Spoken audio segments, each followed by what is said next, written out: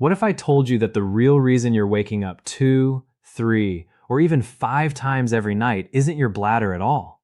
What if the problem you've been blaming for years is actually innocent, while the true cause has been quietly hiding somewhere else in your body? Millions of adults accept interrupted sleep as an unavoidable part of getting older. They joke about midnight trips to the bathroom and convince themselves it's simply what happens after 50. But that belief is costing people far more than a few hours of rest. Every time your sleep is interrupted, your body loses precious time needed to repair itself, regulate hormones, restore the heart, and refresh the brain. If you've been struggling with frequent nighttime urination, today's information could completely change the way you think about your health. Imagine this familiar scene. The house is silent. You are finally enjoying the deepest stage of sleep after a long day. Then, without warning, an uncomfortable pressure begins to build. At first, you try to ignore it. Maybe if you change positions, it will disappear. It doesn't. Within moments, you're sitting on the edge of your bed, feet touching the cold floor, slowly making your way to the bathroom once again. After a few minutes, you return to bed, hoping to fall asleep quickly, but your mind suddenly feels wide awake. Thoughts begin racing through your head. Before long, you've spent another hour staring at the ceiling. Just as sleep finally returns, you're up again. By morning, you're exhausted. Coffee becomes your fuel. Concentration disappears. Your mood suffers. Energy fades before lunchtime. Yet most people never connect these problems to those repeated nighttime awakenings. Instead, they simply say, "I'm getting older." That assumption is one of the biggest misconceptions surrounding healthy aging. A healthy body is actually designed to sleep through the night without repeatedly emptying the bladder. During normal sleep, your brain releases specialized hormones that tell your kidneys to slow urine production while you rest. It's an elegant system created to protect uninterrupted sleep. When that system no longer works properly, your body sends an important warning signal. Frequent nighttime urination has its own medical name because it isn't considered a normal consequence of aging. It's often the result of another process taking place behind the scenes. Unfortunately, many people never discover that process because they're focused on treating the wrong organ. Men often assume their prostate must be responsible. Women commonly blame menopause, bladder weakness, or repeated urinary infections. Others spend hundreds of dollars on supplements, herbal remedies, or medications advertised as bladder support. Some even stop drinking water in the evening, believing less water must mean fewer bathroom visits. Yet despite all those efforts, they continue waking night after night. Why? Because they're treating the alarm instead of finding what's causing it. Think about a smoke detector in your home. If it suddenly starts ringing, covering the alarm with a towel might stop the noise, but the fire continues spreading. The smart response isn't to silence the detector, it's to find what's creating the smoke. Your bladder works much the same way. Most of the time, it's simply responding to signals coming from somewhere else in your body. It's doing exactly what it's supposed to do. The real question isn't why your bladder wakes you. The real question is this: who keeps filling it while you're asleep? The answer surprises nearly everyone, because the organs responsible aren't located where most people expect. In fact, your legs, your circulation, and even your heart may be working together in ways that completely change what happens after you fall asleep. And once you understand this hidden chain reaction, you'll never look at those nighttime bathroom trips the same way again. Before you assume your bladder is failing, you need to understand something that changes everything. Not all nighttime bathroom trips happen for the same reason. Two people may both wake up 4 times every night, yet their bodies could be experiencing completely different problems. One person might improve with simple lifestyle changes, while another may need medical treatment for an entirely different condition. That is why guessing, or relying on advertisements promising miracle cures, often leads to disappointment. Think of it like a warning light on your car's dashboard. The light tells you something needs attention, but it doesn't explain exactly what is wrong. You have to identify the real cause before choosing the right solution. Nighttime urination works exactly the same way. Doctors generally separate this problem into 3 major patterns, and recognizing which one matches your experience is the first step towards solving it. The first pattern is when your body produces excessive urine throughout the entire day, not just at night. People with this pattern visit the bathroom constantly from morning until bedtime. They may notice that every trip produces a large amount of urine, and by the end of the day, the total volume is much higher than average. Sometimes the explanation is surprisingly simple. Drinking enormous amounts of water from morning until night naturally leads to more frequent urination. In other cases, however, it may point toward an underlying medical condition, such as elevated blood sugar levels or hormonal disorders that prevent the kidneys from concentrating urine normally. These individuals don't simply have nighttime problems, they have an all-day problem. If that sounds familiar, your healthcare provider may recommend blood tests and a more detailed evaluation of your metabolism rather than focusing on your bladder alone. The second pattern is far more common, especially after the age of 50. Interestingly, everything seems perfectly normal during the daytime. You work, you run errands, you socialize. You may only visit the restroom every 4 or 5 hours, and nothing feels unusual. Then bedtime arrives. Within an hour or two after lying down, everything changes. Suddenly your bladder seems to fill rapidly. Each visit produces a surprisingly large amount of urine. You empty your bladder completely, crawl back into bed, and before long, you're making another trip. Morning arrives, and you're left asking the same frustrating question. I barely drank anything last night, so where did all that urine come from? This pattern often leaves people confused because the problem seems to appear only after they fall asleep. That confusion causes many people to blame their bladder when, in reality, the bladder is simply handling the fluid arriving from somewhere else. The third pattern looks completely different. Here, the urge to urinate feels urgent and intense, but when you finally reach the toilet, only a very small amount comes out. Sometimes it's only a few drops. Then, 30 or 40 minutes later, the overwhelming urge returns all over again. This usually indicates that the bladder itself has become overly sensitive or has lost some of its normal capacity. Certain prostate conditions, chronic bladder irritation, urinary stones, or overactive bladder syndrome can all produce this frustrating cycle. Notice the difference. One pattern involves producing too much urine throughout the day. Another involves producing most of it after going to bed.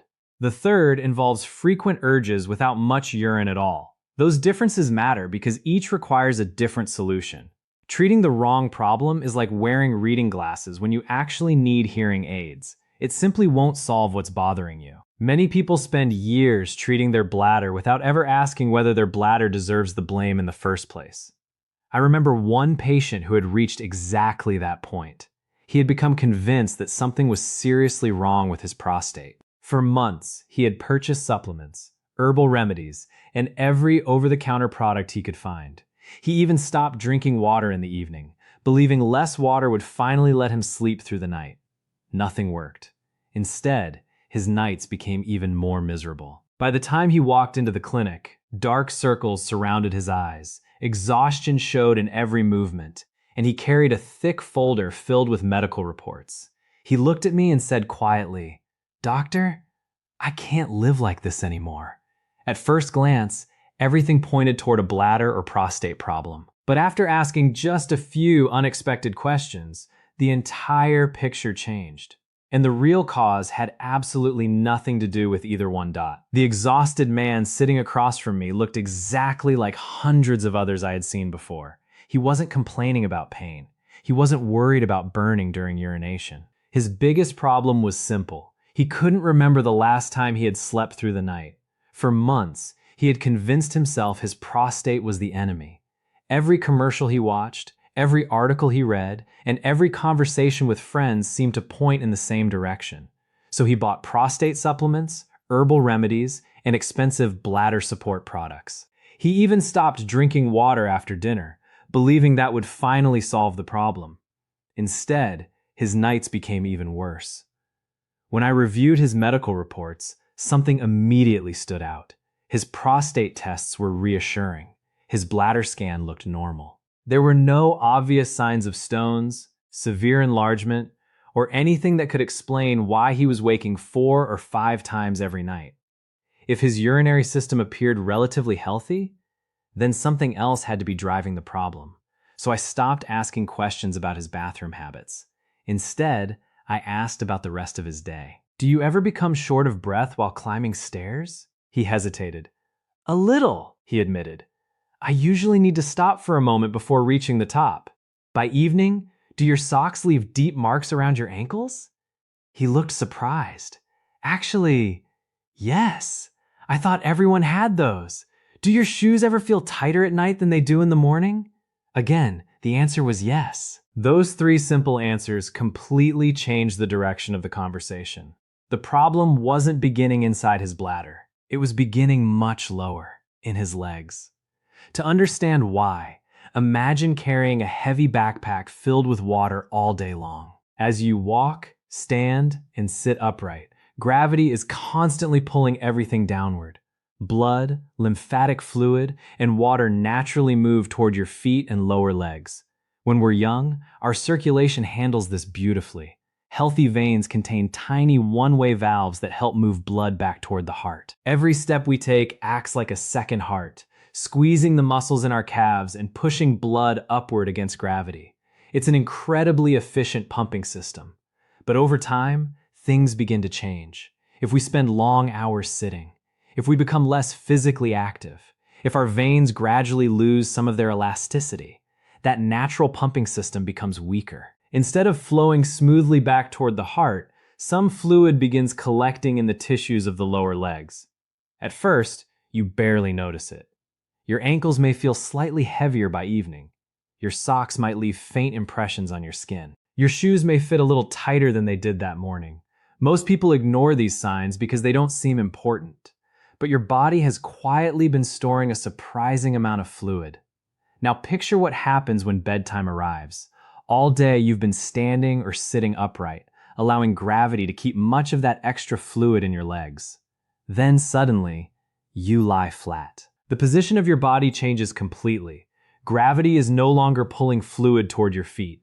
Instead, everything that accumulated in your lower legs begins moving back into your bloodstream. It's almost like opening the gates of a reservoir.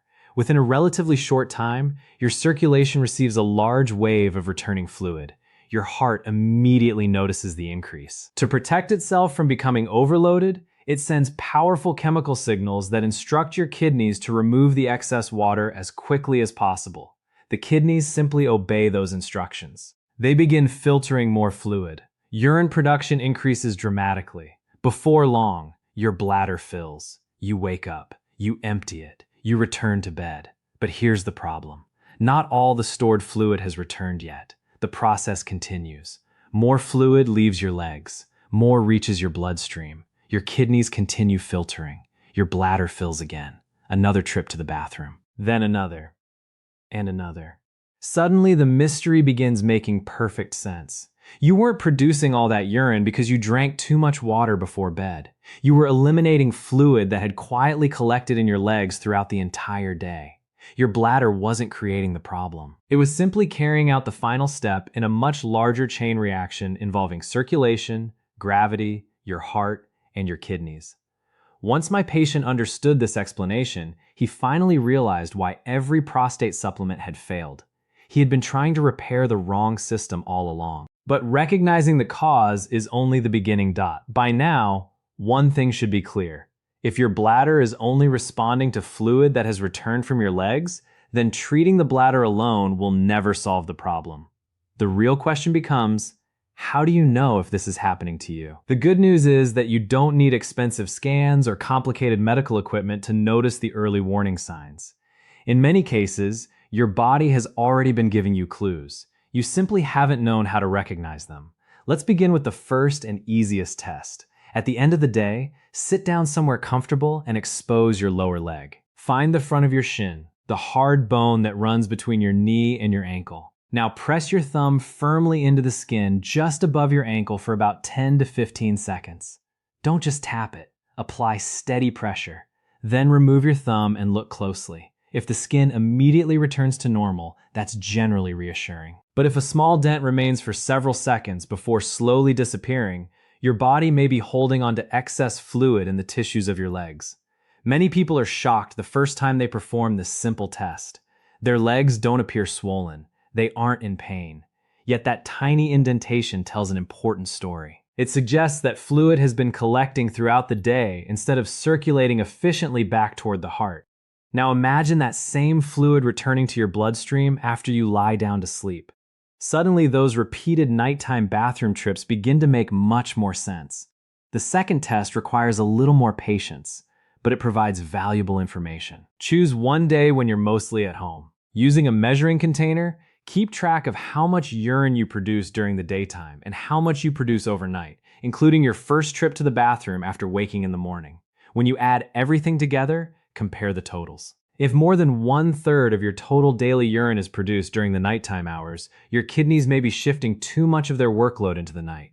That's a major clue that your problem may not be your bladder at all. Instead, it suggests your body is redistributing fluid after you lie down. For many people, these two simple observations explain years of frustration. They finally realize why drinking less water never solved anything. They understand why bladder supplements made little difference. Most importantly, they stop blaming themselves. But there is another piece of the puzzle that often surprises people even more: your dinner. Many people proudly tell me they're careful with what they eat in the evening.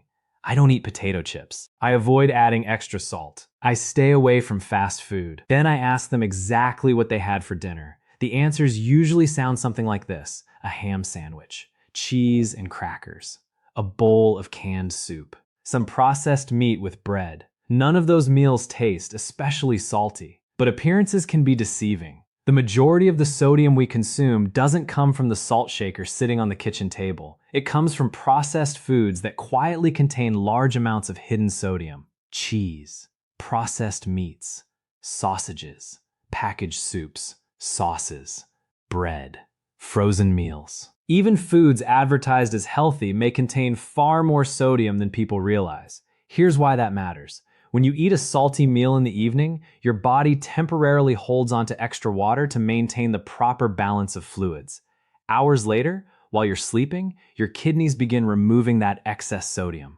Water naturally follows. The result? Your bladder starts filling in the middle of the night, even though you hardly drank anything before bed. Sugar can create similar problems. A dessert, sweet snack, or even large portions of fruit late in the evening can cause blood sugar and insulin levels to rise rapidly. Several hours later, as your body works to restore balance, your kidneys may begin eliminating additional fluid. Alcohol adds another challenge. Although many people believe a drink before bed helps them sleep, alcohol actually interferes with the hormone responsible for reducing urine production during the night. You may fall asleep faster, but your kidneys continue working at full speed. Eventually, your bladder becomes so full that even the deepest sleep can't keep you in bed. Understanding these hidden triggers gives you something incredibly valuable, because once you know what is contributing to the problem, you can begin changing the outcome.